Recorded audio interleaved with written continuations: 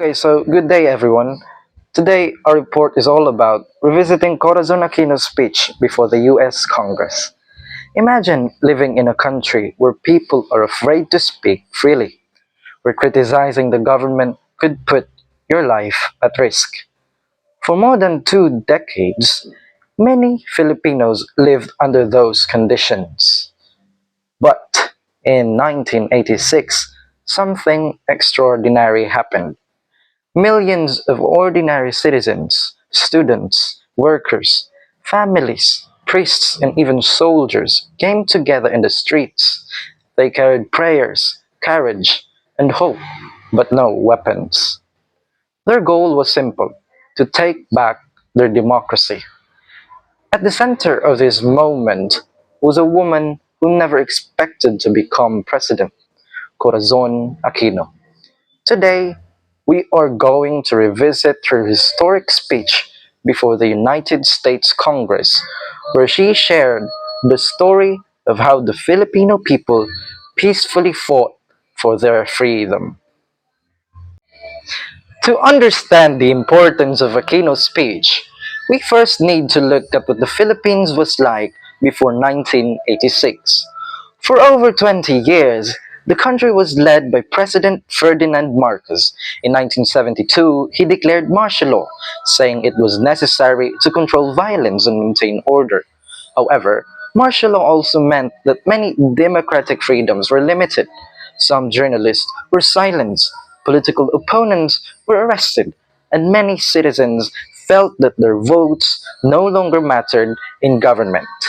As the years passed, economic problems and accusations of corruption made many Filipinos increasingly frustrated. Slowly, the country was moving toward a major turning point. Good evening, everyone. So let's proceed. The turning point came in 1983. So a man named Benigno Ninoy Aquino Jr. had become one of the strongest critics of the Marcos government. Because of this, he was imprisoned and later forced into exile. But after several years abroad, Ninoy decided to return to the Philippines, even though he knew it was dangerous. When he arrived at Manila International Airport, thousands of people were waiting, hoping his return would inspire change. But moments after stepping off the plane, Ninoy Aquino was shot and killed.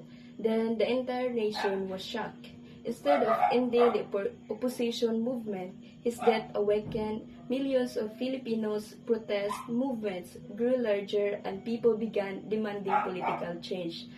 And at the center of this growing movement was his wife, Corazon Aquino.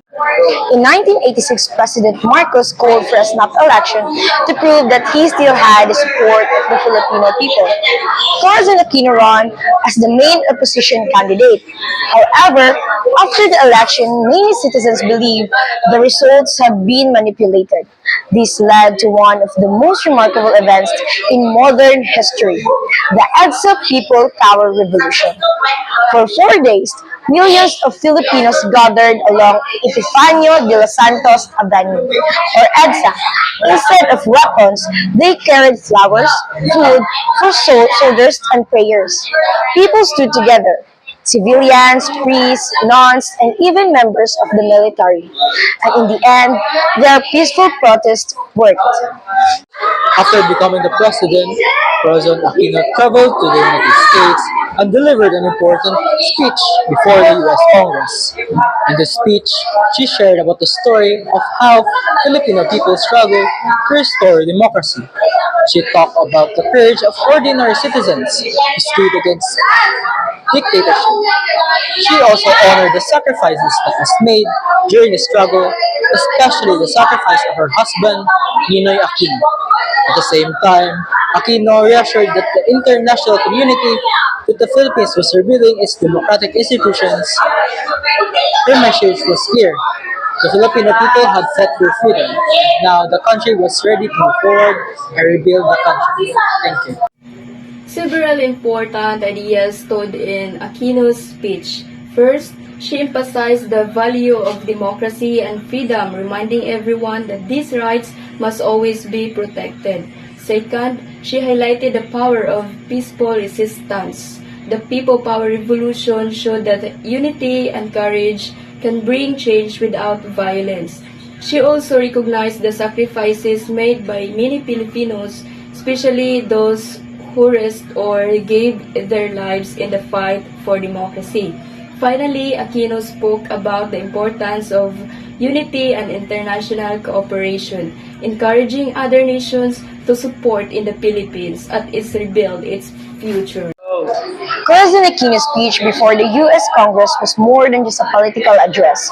It was a powerful reminder of what people can achieve when they stand together for freedom. The People Power Revolution showed the world that even after years of dictatorship, democracy can be restored through unity, courage, and hope. And today, that story still reminds us of something important. Sometimes the most powerful force in history is not an army or a government, but ordinary people who refuse to give up their freedom. Thank you.